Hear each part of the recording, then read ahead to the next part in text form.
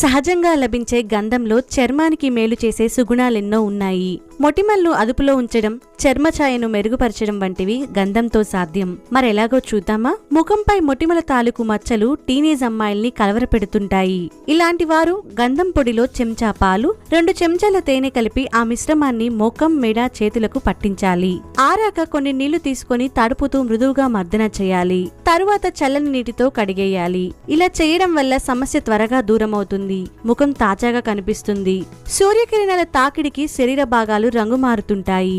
ఇలాంటప్పుడు పావు కప్పు గంధం పొడి, పావు కప్పు రోజ్ వాటర్, అరచెక్క నిమ్మరసం కలిపి ముఖానికి పూతలా వేయాలి. దీన్ని అరగంట పాటు ఆరనిచ్చి కడిగేసుకోవాలి.